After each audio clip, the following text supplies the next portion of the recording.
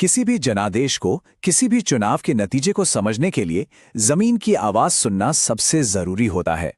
आज हम मध्य प्रदेश के श्योपुर विधानसभा क्षेत्र का एक गहरा विश्लेषण करेंगे।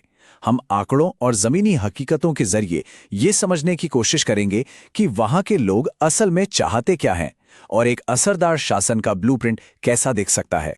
तो ये श्योपुर है कहाँ? मध्य प्रदेश के बिल्कुल उत्तरी छोर पर, राजस्थान की सीमा से सटा हुआ एक जिला। ये वो इलाका है जहां की मिट्टी और यहां के लोग दोनों का अपना एक अलग, एक खास मिजाज है। यहां की राजनीति सिर्फ नारों से नहीं चलती, बल्कि रोजमर्रा की जरूरतों और जमीन से जुड़े असली मुद्दों से तय होती है। और यहीं से श्योपुर की कहानी बहुत दिलचस्प हो जाती है। अगर आप पिछले 3 दशकों का चुनावी इतिहास उठाकर देखें तो एक पैटर्न बिल्कुल साफ नजर आता है। यहां की जनता किसी भी पार्टी या विधायक को लगातार दूसरी बार मौका नहीं देती।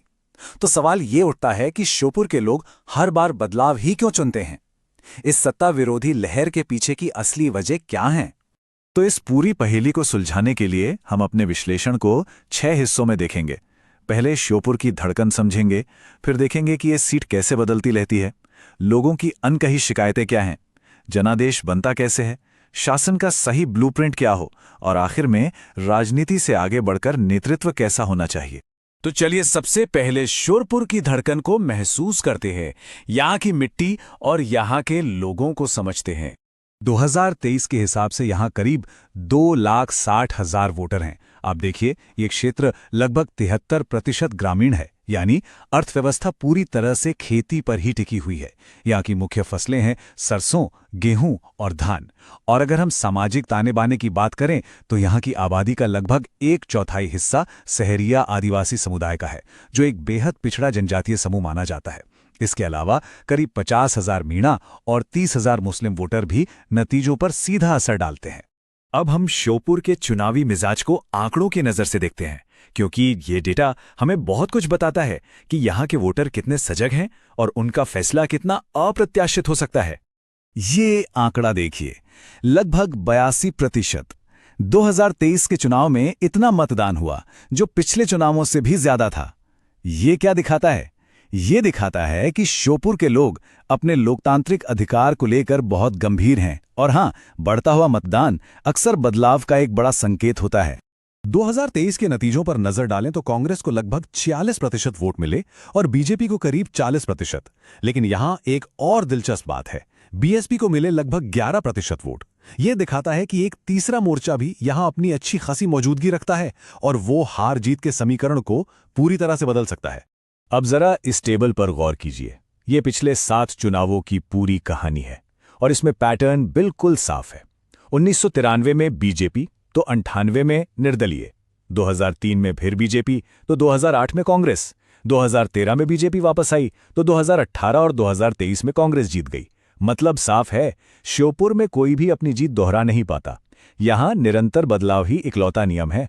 और ये चार्ट ये एक और बहुत जरूरी कहानी बता रहा है। 2018 में कांग्रेस उम्मीदवार 23% से भी ज्यादा के एक बहुत बड़े अंतर से जीते थे, लेकिन 2023 में वही उम्मीदवार सिर्फ 5% के मार्जिन से जीत पाए। इसका मतलब क्या है? इसका मतलब है कि 5 साल के अंदर जीत का अंतर लगभग 18% घट गया। ये एक घटते जनादेश का, एक सिकुड़ते भरोसे का साफ संकेत है। यह सत्ता में बैठे किसी भी व्यक्ति के लिए एक बहुत बड़ी चेतावनी है। आंकड़े हमें बताते हैं कि क्या हुआ, लेकिन ये क्यों हुआ, ये समझने के लिए हमें जमीन पर लोगों की आवाज को सुनना होगा। तो अब हम उन अनकही शिकायतों, उन दबी हुई आवाजों को समझने की कोशिश करेंगे जो श्योपुर के जनादेश को असल में आकार देती हैं। न पानी की सप्लाई, न टेलीफोन, न नौकरियां, सिर्फ गुजारे लायक खेती। ये किसी एक स्थानीय निवासी की आवाज है और ये एक लाइन श्योपुर की कड़वी सच्चाई को बयां कर देती है। ये एक वाक्य उन गहरी समस्याओं की तरफ इशारा करता है जो चुनावी वादों से कहीं ज्यादा बड़ी और असली हैं। यहाँ की मुख्य समस्याओं को अगर देखें तो सहरिया आदिवासी गांव में पानी और कुपोषण एक बहुत बड़ी त्रासदी है। हालात इतने बुरे हैं कि लोगों को ट्यूबवेल से पानी लेने के लिए मिट्टी का तेल यानी केरोसिन का सौदा करना पड़ता है। कूनो नेशनल पार्क के पास बसे गांव में लोगों को हमेशा डर सताता है कि कहीं उनकी जमीन छीन न ली जाए। खेती से आमदनी इतनी कम है कि सीमा से लगे गांवों से लोग काम के लिए बड़े पैमाने पर पलायन करते हैं। और दूर दराज के इलाकों में आज भी सड़क, बिजली और कनेक्टिविटी जैसी बुनियादी सुविधाओं का घोर अभाव है। हमारा संविधान हर नागरिक को सम्मान से जीने का अधिकार देता है। ये एक बुनियादी वादा है। लेकिन जब लोगों को पानी जैसी मूलभूत जरूरत के लिए सौदा करना पड़े, तो ये सिर्फ एक समस्या नहीं है, ये उस पूरे सिस्टम की, उस व्यवस्था की विफलता है। एक सम्मानित जीवन की सुरक्षा के बिना कोई भी राजनीतिक संवाद अधूरा रह जाता है। अच्छा, अब जब हम समस्याओं को समझ चुके हैं, तो चलिए ये देखते हैं कि 2023 का जो जनादेश आया, वो किन अंदरूनी और बाहरी ताकतों से मिलकर बना। इसमें उम्मीदवार की अपनी स्थिति और बाहरी दबाव दोनों की ही बड़ी भूमिका थी। उस समय के मौजूदा विधायक की ताकत थी उनका जमीनी नेटवर्क और उनका स्थानीय किसान होना, लेकिन कमजोरियां भी कई थीं, जैसे कि सत्ता में रहने की एक थकान, घटता हुआ जीत का अंतर और उन पर लगे 5 आपराधिक मामले। साथ ही लोगों के बीच ये एक धारणा भी बन गई थी कि उनके कार्यकाल में कोई खास बड़ा काम नहीं हुआ। सिर्फ उम्मीदवार ही नहीं, बल्कि बाहरी दबाव भी काम कर रहे थे। राजनीतिक तौर पर देखें तो राज्य और केंद्र में अलग अलग पार्टियों की खींचतान थी। आर्थिक रूप से सूखा प्रवण इलाका, बढ़ती महंगाई और उद्योगों की भारी कमी, सामाजिक स्तर पर कम साक्षरता, कुपोषण और बहुत मजबूत जातीय समीकरण, और पर्यावरण के स्तर पर पानी की वो पुरानी कमी और कूनों पार के लिए जमीन जाने का डर। तो ठीक है, समस्याओं और चुनौतियों का विश्लेषण तो हो गया। अब सवाल यह है कि समाधान क्या है।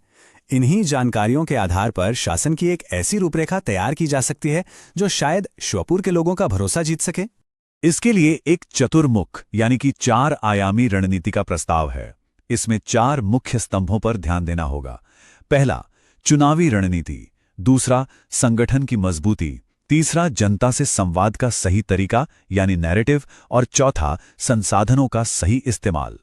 मकसद है शासन के लिए एक संपूर्ण, एक हॉलिस्टिक नजरिया तैयार करना। इस रणनीति को लागू करने के लिए एक 90 दिन का एक्शन प्लान बनाया जा सकता है। पहले 30 दिन जमीनी हकीकत को तेजी से समझना और कार्यकर्ताओं को जुटाना।